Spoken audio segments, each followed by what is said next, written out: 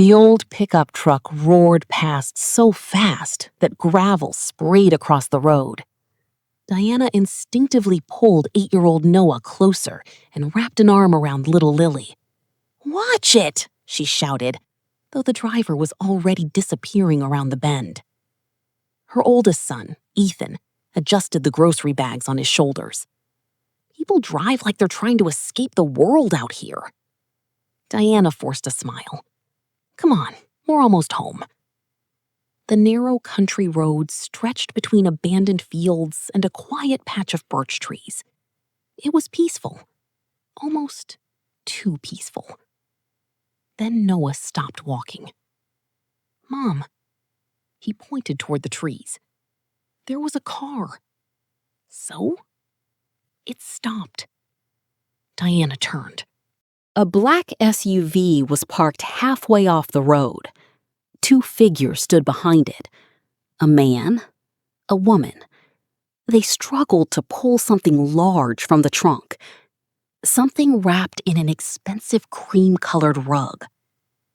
For a second, Diana assumed they were dumping furniture. People from the city did that all the time. The woman looked around nervously. The man shoved the bundle toward the trees. Then both of them climbed back into the SUV. Seconds later, the vehicle disappeared in a cloud of dust. Noah tilted his head. "That's weird." "It isn't our business," Diana answered. But even as she said it, she couldn't stop staring. Their little farmhouse stood another 5 minutes down the road. It wasn't much. Peeling paint, an old porch that leaned slightly to one side, a fence Ethan repaired every spring. But it was theirs. After her divorce, it had become the only place left where nobody could throw her out. She unlocked the gate. The children rushed inside. Then Ethan suddenly stopped. "Mom?" "What?" "I keep thinking about that rug." Diana laughed. "You want to decorate the house now?" He grinned. "No." He hesitated. It looked expensive. She looked back toward the trees. Winter was coming. The wooden floors inside became freezing cold. The youngest kids spent hours playing on blankets. A thick rug would actually change everything.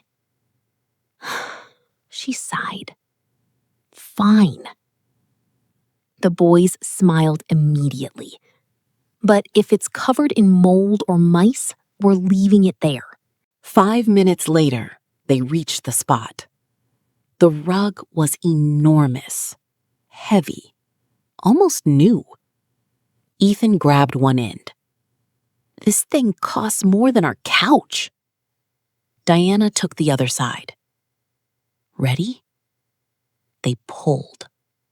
Dust floated into the evening air. 1 roll, 2 rolls, 3. Something pale appeared. Ethan stopped moving. His voice barely came out. "Mom." Diana looked down. A hand. A human hand, half buried inside the folds. She dropped the rug. A man lay inside. His face was covered with bruises. Blood had dried near his temple. His expensive white shirt was ripped open. For one terrifying moment, she thought he was dead. Then, his chest moved. Barely, but enough. "Ethan, call 911. The boy reached for his phone. Before he could press a button, the man's eyes suddenly opened. Dark, focused, terrified. He stared directly at Diana. With the last bit of strength he had, he whispered, "No police." His breathing became uneven." His voice disappeared. Then he grabbed her wrist. His grip was surprisingly strong. "Please, hide me." His hand fell away, and he lost consciousness. Nobody moved. The wind rustled through the birch leaves. Lily started crying quietly. Noah stepped behind his mother. Only Ethan kept staring. Finally, he spoke. "What if he's dangerous?" Diana didn't answer, because she was asking herself exactly the same question. She knelt beside the stranger. Old instincts returned immediately. Years ago, before marriage and children, she had studied nursing. Pulse. Weak. Breathing. Shallow. Broken ribs. Head trauma. Severe dehydration.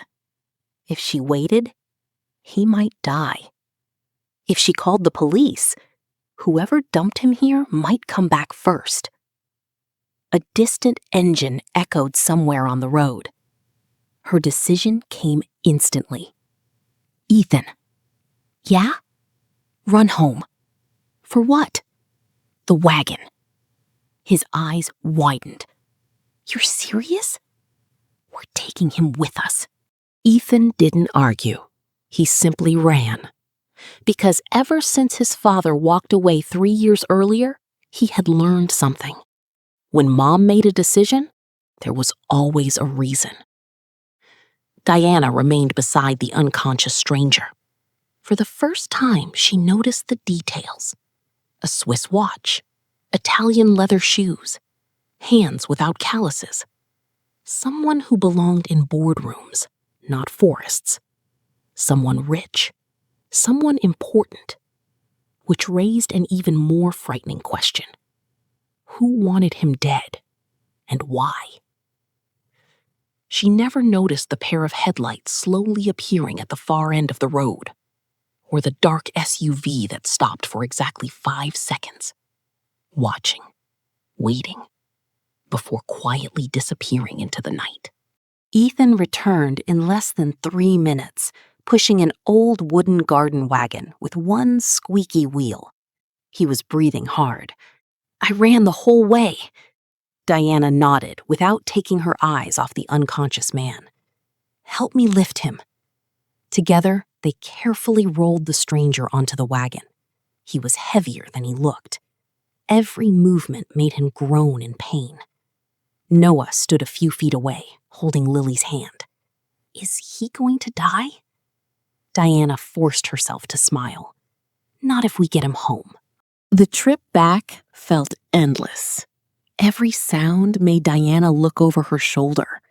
The evening sun was disappearing behind the trees. Long shadows stretched across the empty road. Halfway home, the stranger suddenly opened his eyes. He looked directly at Ethan.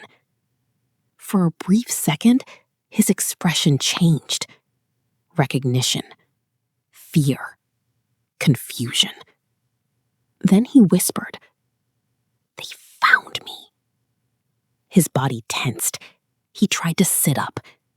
Immediately, pain shot through his chest. He collapsed again. "What did he say?" Noah asked. Diana tightened her grip on the wagon.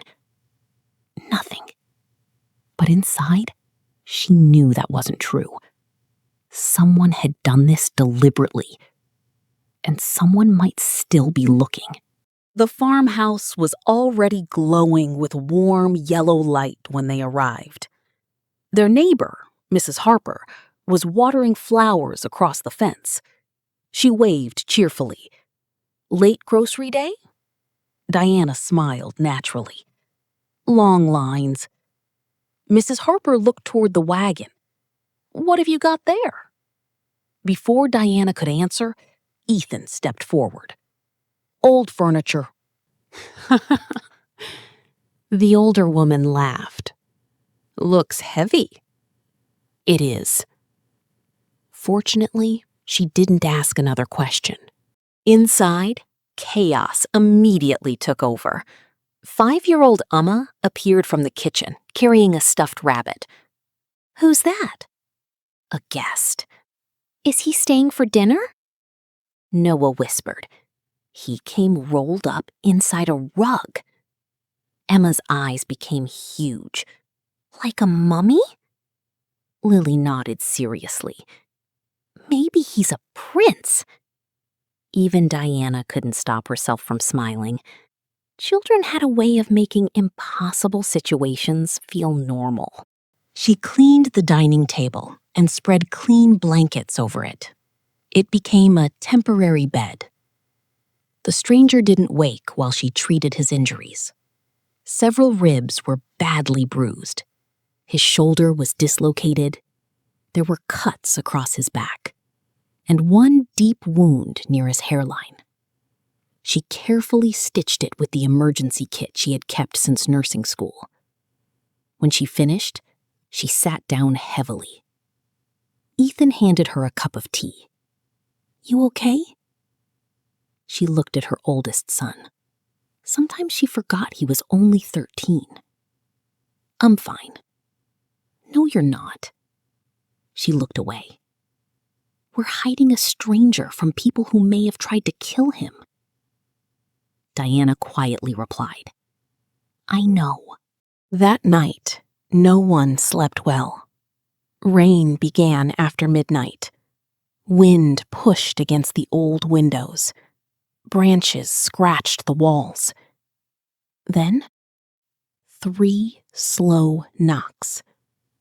Everyone froze. Knock, knock, knock. Not loud, deliberate. Diana quietly reached for the baseball bat Ethan kept near the door. She motioned for him to stay back. The knocking came again. Noah climbed into his sister's bed. Emma whispered, "Mom, it's okay." She didn't believe her own words. Diana slowly pulled back the curtain. Nobody. Only rain, only darkness. She exhaled. Then her eyes dropped. Fresh footprints, leading toward the porch and stopping directly beneath the window.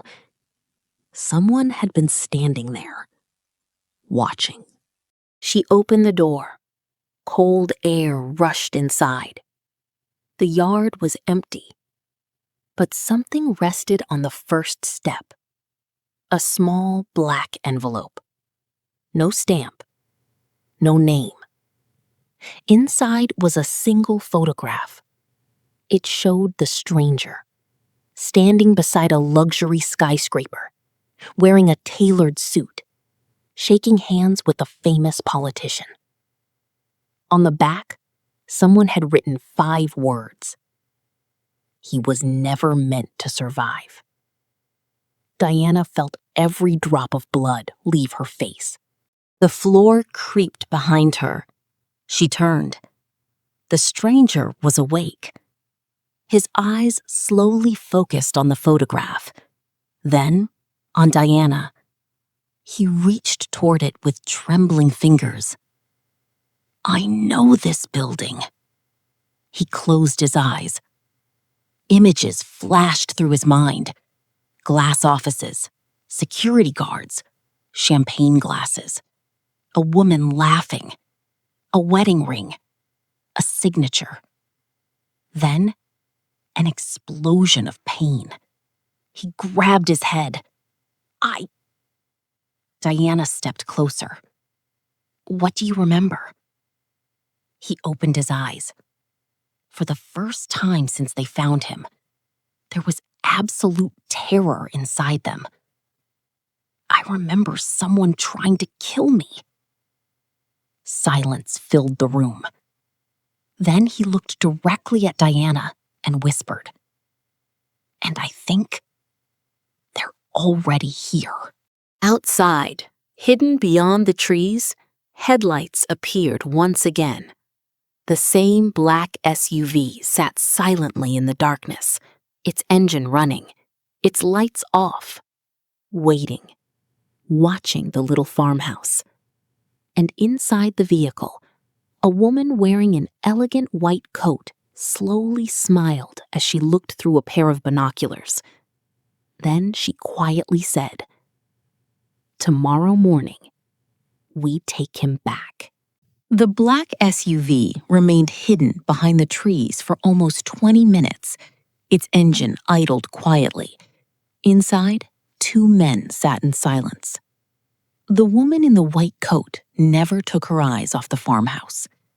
Finally, the driver spoke. "What if he's already dead?" She smiled without looking away. "If he were dead, we wouldn't have received the signal." "The tracker is still active?" She nodded. "Barely." The driver frowned. "Then why not go in now?" "Because," she replied calmly, "people who are desperate make mistakes. I want to know exactly who helped him." She folded the photograph and slipped it back into her purse. "Tomorrow morning." The SUV slowly disappeared into the darkness. Inside the house, Diana locked every door twice. She checked every window. Then she quietly walked into the living room. The stranger was sitting upright. He looked exhausted. "I'm sorry."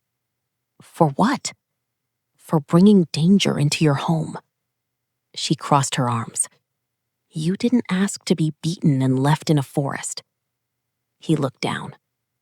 "I still can't remember my name." "Then don't force it." She handed him a bowl of warm soup.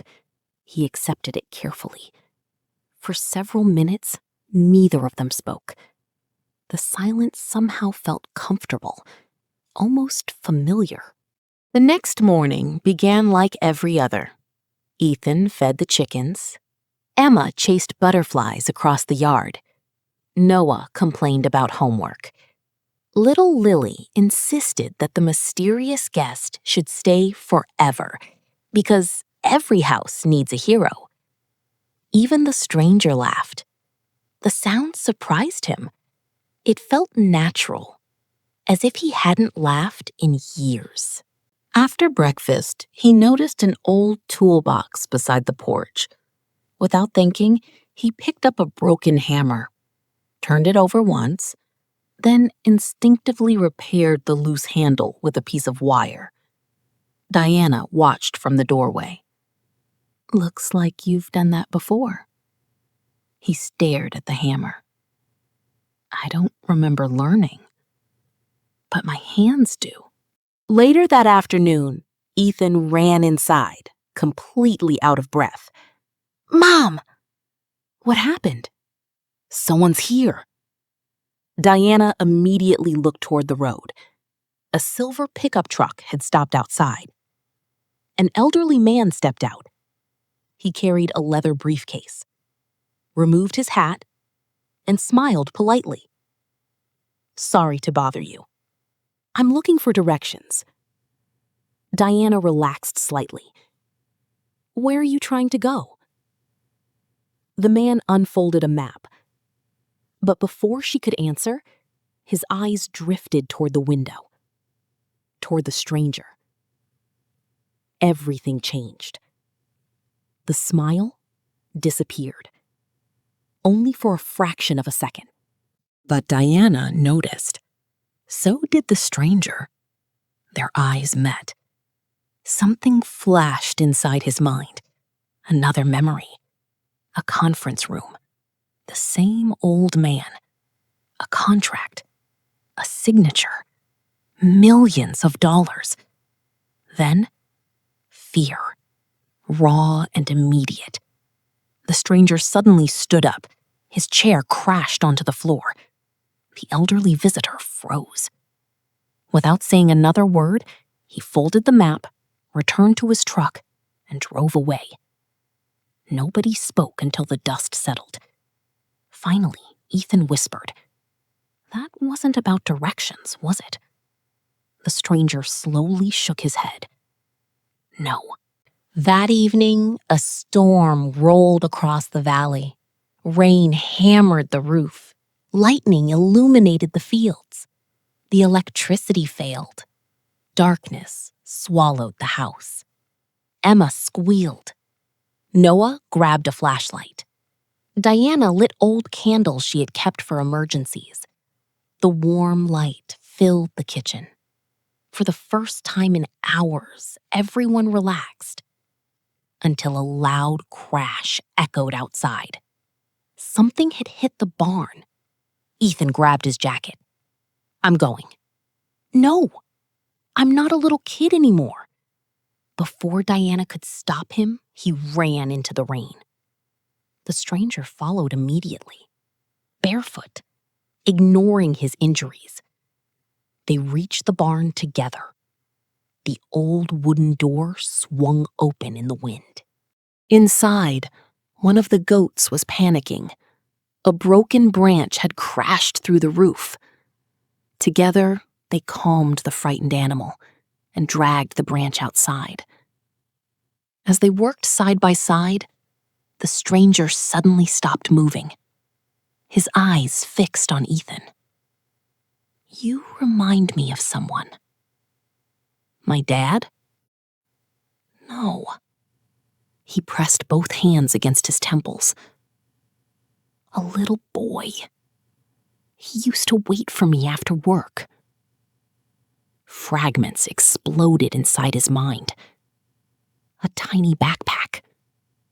Small sneakers. A birthday cake. A child laughing. Then another image. An empty bedroom. Divorce papers. A lonely apartment. He stumbled backward. Diana caught him before he fell. "What did you remember?" He looked at her with tears in his eyes. "I have a son." The words hung in the air. "But I don't know where he is." Late that night, after the children had fallen asleep, Diana stepped onto the porch. The rain had stopped. The sky was clear again. She heard footsteps behind her. The stranger stood beside her. For a long moment, they simply watched the stars. Finally, he spoke. "If I leave, don't. If I stay, they'll come. They already are." He smiled sadly. "You should be afraid of me." Diana looked directly into his eyes. "I'm afraid for you." Neither of them noticed the tiny red light blinking beneath the old wagon parked beside the house, a tracking device, hidden so well that no ordinary person would ever find it. Miles away, inside a modern office overlooking the city skyline, a computer screen suddenly flashed green. Location confirmed. A woman wearing a diamond ring slowly stood up. She picked up her phone. "Send everyone." She paused. "And this time, don't make any mistakes." Outside, 6 black SUVs started their engines at exactly the same moment, and they were all heading toward the little farmhouse at the edge of the birch forest. Diana woke before sunrise. Something felt wrong. For a few seconds, she lay perfectly still, listening. The old refrigerator hummed softly. Rainwater dripped from the porch roof. Somewhere upstairs, Emma was talking in her sleep. Everything seemed normal.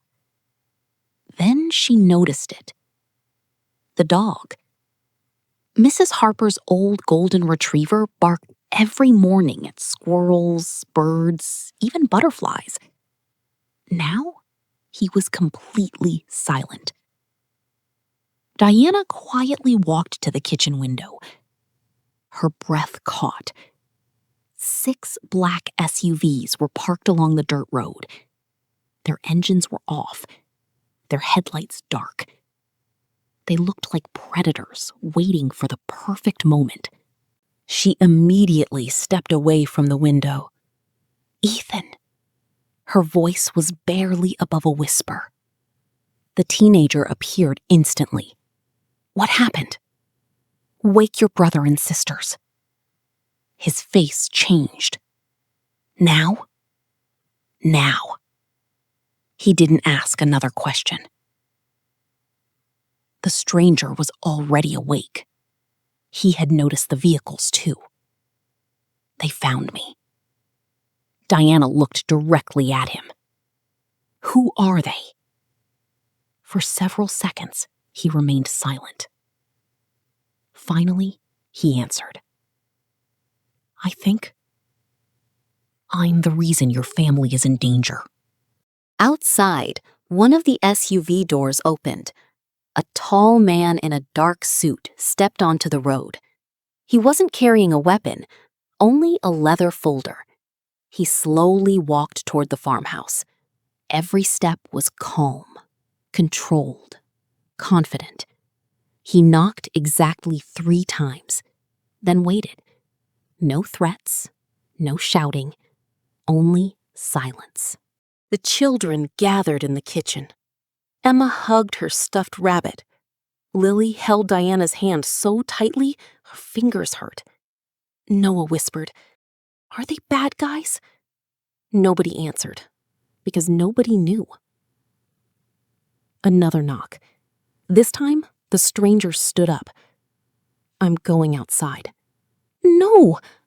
They came for me. They don't know you're here. They will. Diana stepped in front of the door. You can barely stand. I won't let them hurt your family. For the first time since they met, she saw determination replace confusion. Whoever this man had once been, he had never been a coward. The knocking stopped. Instead, a calm voice came through the door. Mr. Carter? The stranger froze. His pupils widened. Diana noticed immediately. Is that your name? He closed his eyes. Mr. Carter. The words echoed through his mind. An office. A signature.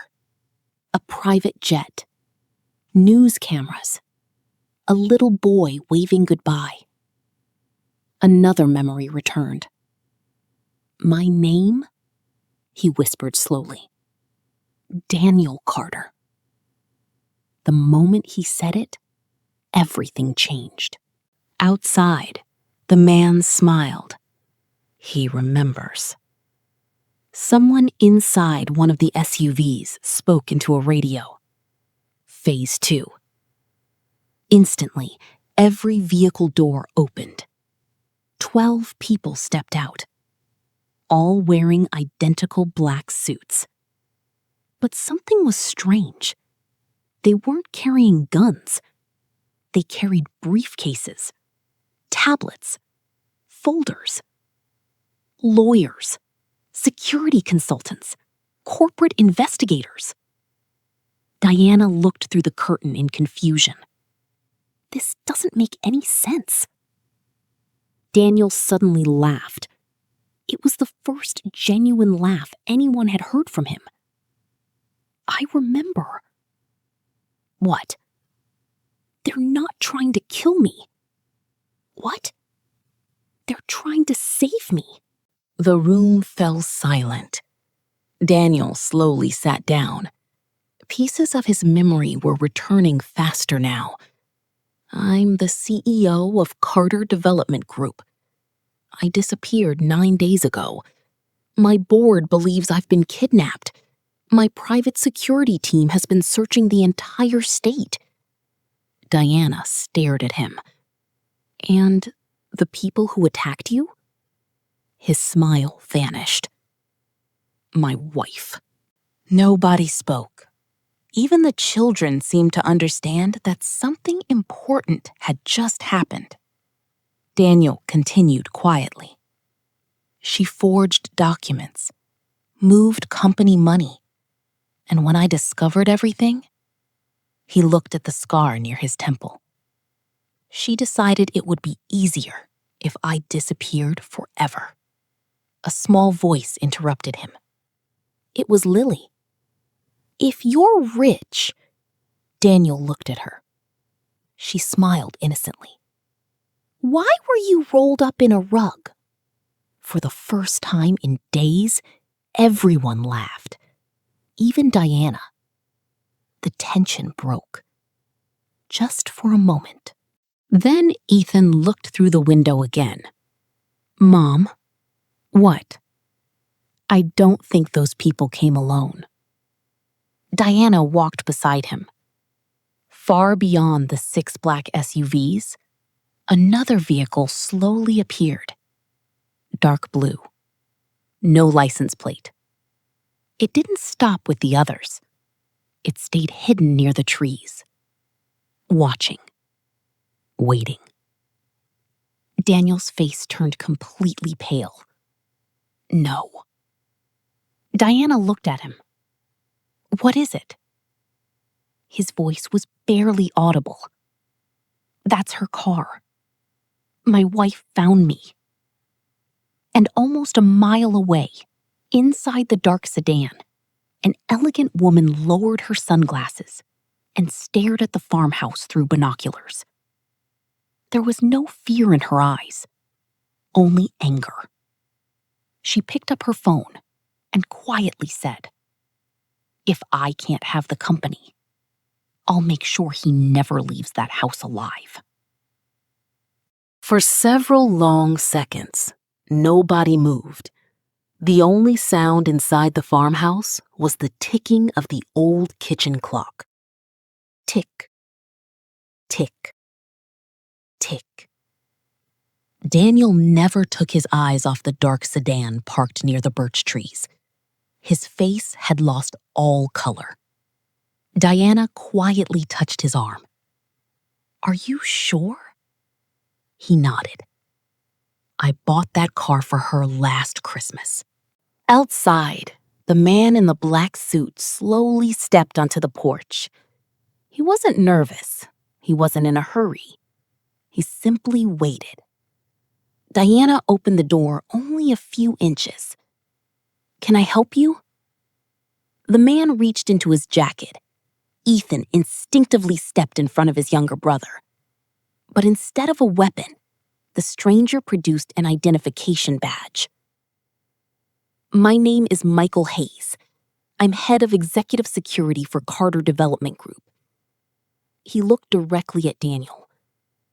Sir, we've been looking for you for 9 days. Daniel remained silent. Michael lowered his voice. We have reason to believe someone inside the company is helping your attackers. So until we know who we can trust, you shouldn't return to the city. Diana looked from one man to the other. This is insane. Michael gave a tired smile. I agree. Then he noticed the children peeking from behind the hallway. His expression softened. They're the ones who saved you? Daniel slowly nodded. They saved my life. An hour later, the farmhouse kitchen looked like the strangest meeting room imaginable. 2 billion-dollar security consultants sat beside Ethan's homemade wooden chair. Emma served everyone lemonade. Noah proudly brought homemade cookies. Michael accepted one, took a bite, then unexpectedly smiled. I haven't had cookies like these since my grandmother died. Emma whispered to Lily. I think he's nice. Daniel listened as the investigators explained everything. His disappearance had become national news. His wife, Victoria Carter, had tearfully appeared on television, asking the public for help. She had offered a $1 million reward. She had cried in every interview. She had thanked every volunteer. And behind the scenes, she had quietly transferred nearly $400 million into offshore accounts. Michael slid several photographs across the table. One showed Victoria hugging a younger man outside a luxury hotel. Another showed them boarding a private yacht. A third showed both of them meeting with someone Daniel immediately recognized. He leaned forward. His breathing slowed. I know him. Who is he? My financial director. Michael nodded. We thought so. Just then, Lily climbed onto Daniel's lap without asking permission. She looked at one of the photographs. She doesn't look very nice. Daniel laughed softly. No, I don't think she is. The little girl studied his face. Then don't go back. The room became quiet. Daniel looked around. The old wooden walls, the tiny kitchen, the children, Diana making tea. For the first time in years, he felt something he had almost forgotten. Peace. Late that afternoon, Michael walked outside with Diana. I owe you an apology. For what?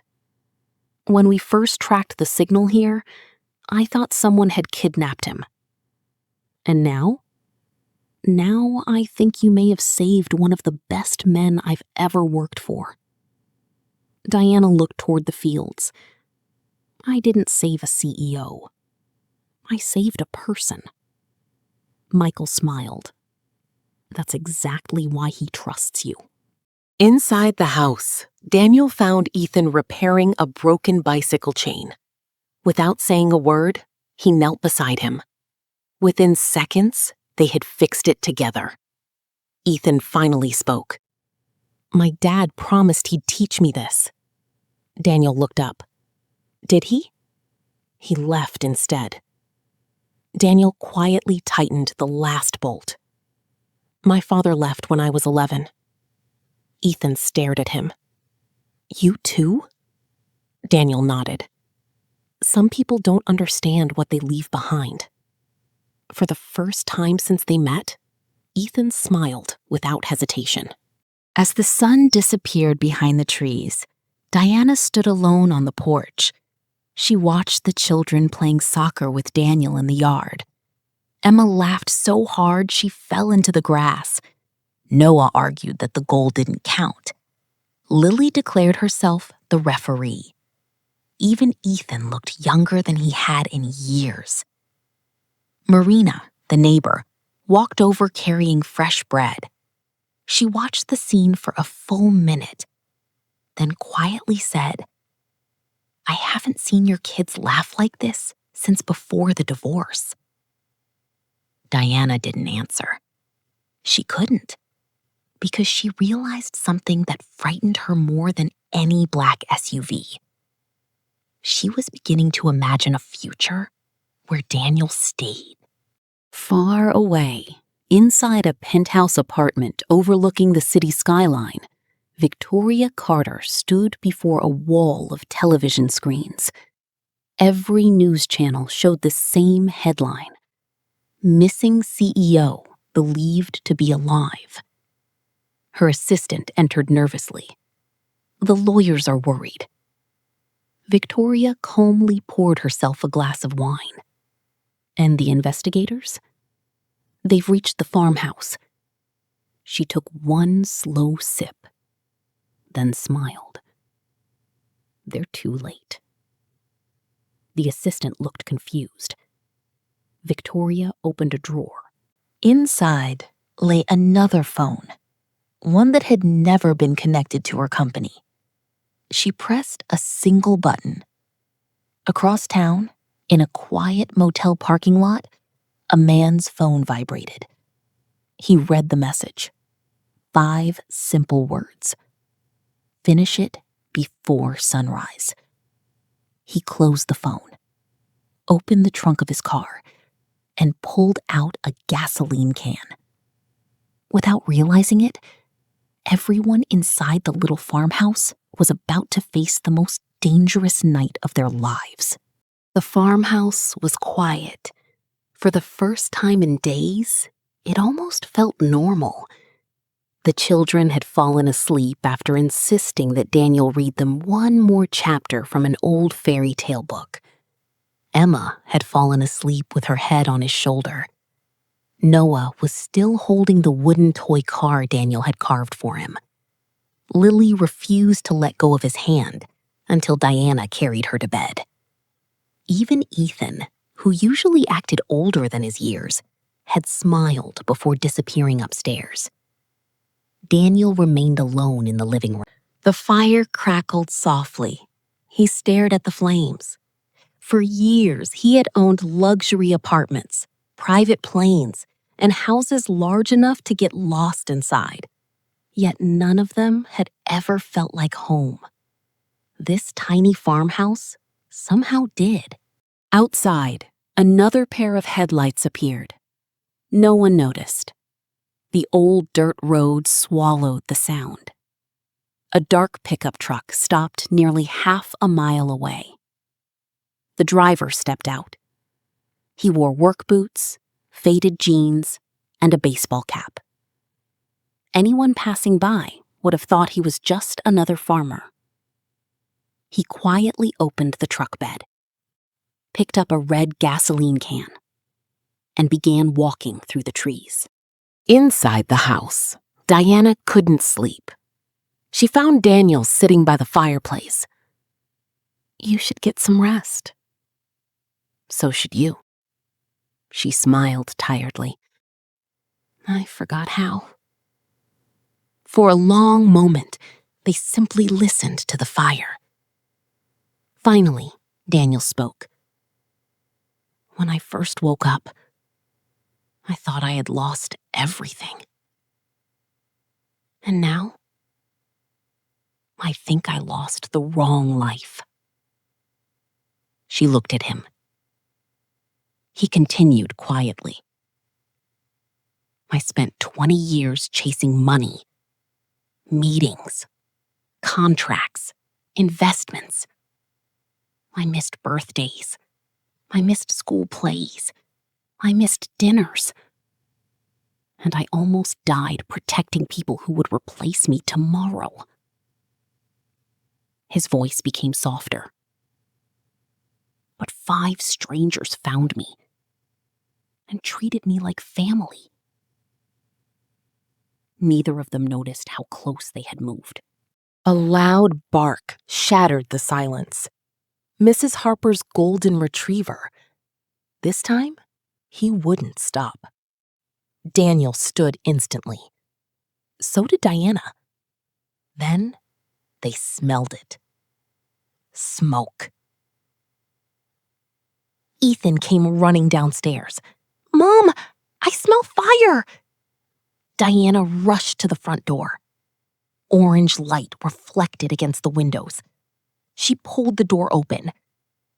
The old barn was burning. Flames climbed the dry wooden walls with terrifying speed. "No!" She grabbed a bucket. Daniel stopped her. "You can't get close. But the animals!" Without another word, he sprinted toward the barn, ignoring the pain in his ribs, ignoring Diana shouting behind him.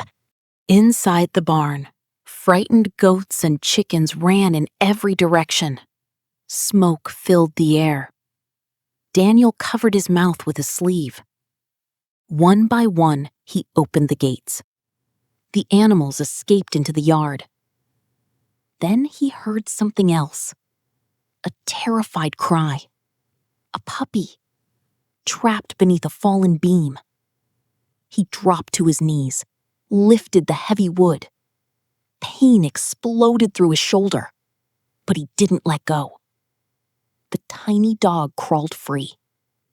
At that exact moment, the roof collapsed behind him. Outside, Ethan watched in horror. "Daniel!" A figure burst through the smoke, carrying the frightened puppy. The children cheered. Emma immediately wrapped the tiny animal in a blanket. Lily looked at Daniel with shining eyes. "You saved him!" Daniel smiled. He needed help. She hugged him tightly. "So did you." The fire department arrived 20 minutes later. The blaze was finally under control. Half the barn was gone. Fortunately, the farmhouse was untouched. Michael walked around the property with a flashlight. Something caught his attention. Near the fence lay a plastic container. He picked it up, smelled it. Gasoline. He slowly looked toward Diana.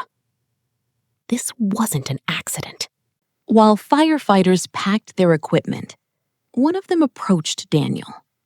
"You're lucky." Daniel nodded. "I know." The firefighter shook his head. "No, I mean really lucky." He pointed toward the collapsed roof. "If you'd been 10 seconds slower, you wouldn't be standing here." Daniel instinctively looked toward the farmhouse, toward the children gathered around Diana, toward the life he had unexpectedly found. And for the first time in many years, he silently thanked fate. Near sunrise, Michael received a phone call. He listened for less than 30 seconds. His expression changed completely.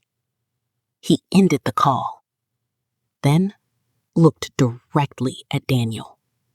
"We've frozen every company account. We've stopped the transfers. And there's something else." "What?"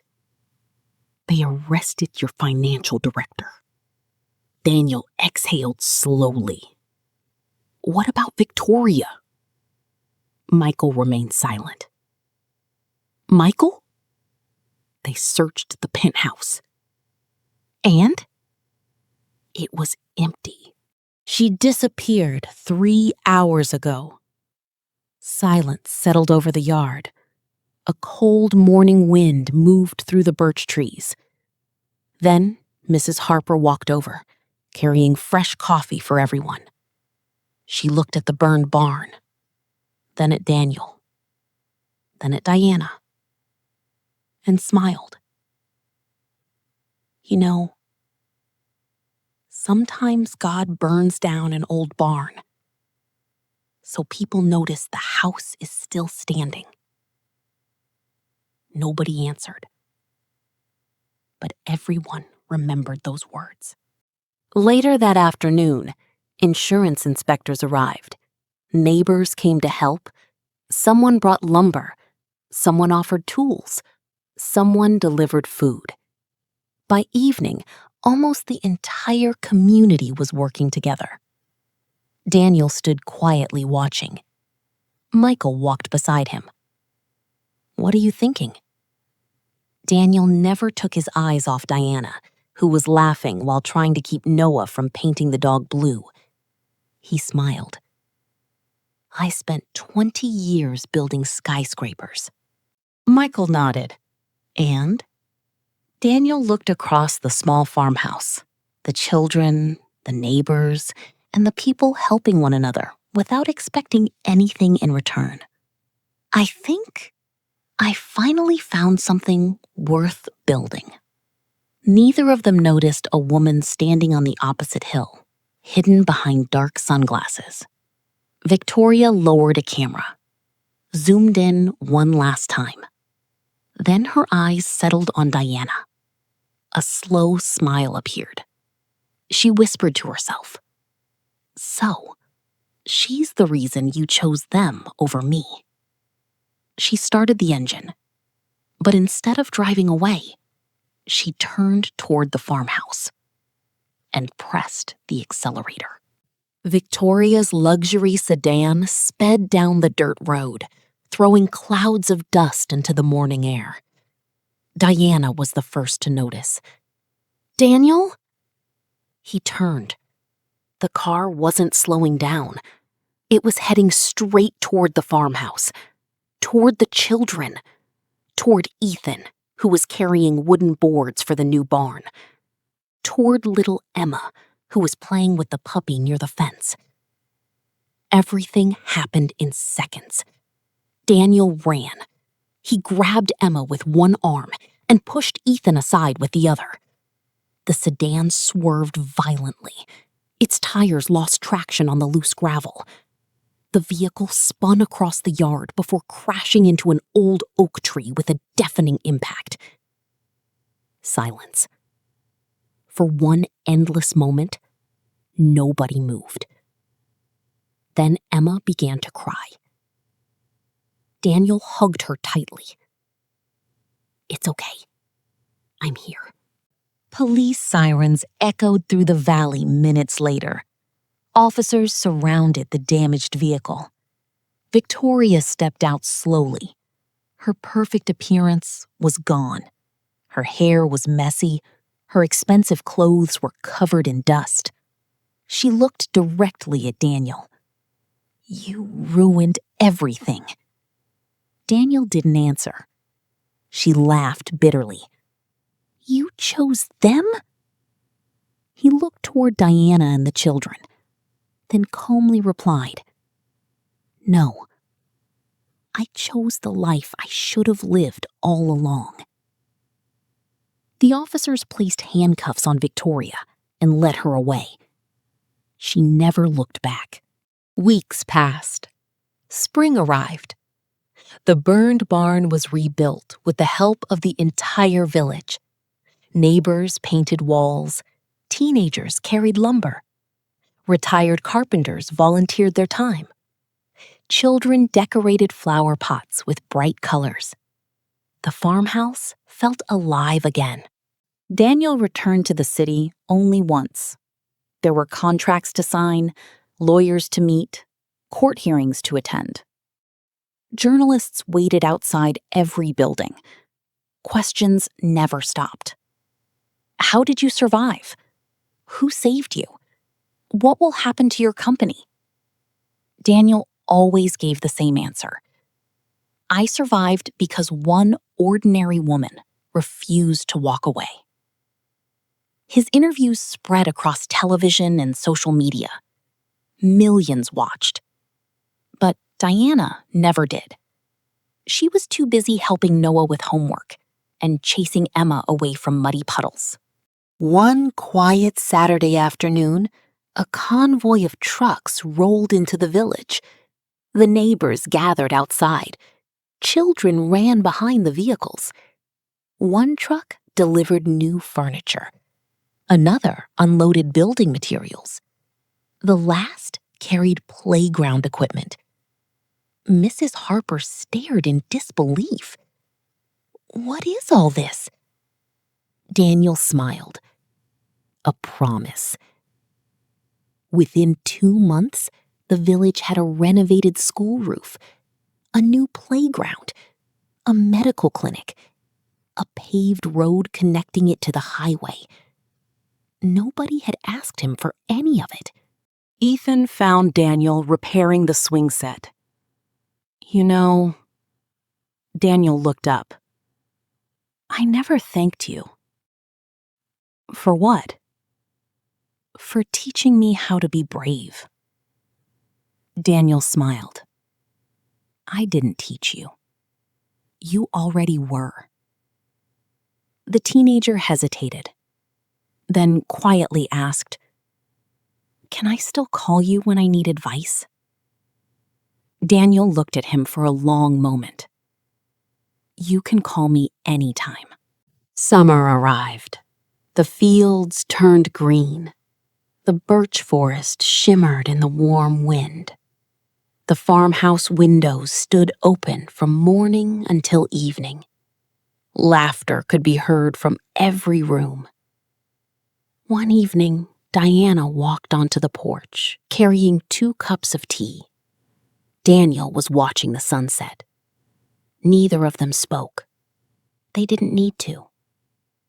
Finally, he reached into his pocket.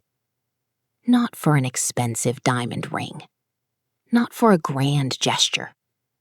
Instead, he pulled out a small carved wooden heart. The same kind he and Noah had made together. "I've spent my whole life buying things." He smiled softly. "This is the first gift that actually means something." Diana accepted it carefully. "It's beautiful." So is this place. He looked toward the children playing tag across the yard, then back at her. I don't want to leave. A tear rolled down Diana's cheek. You don't have to.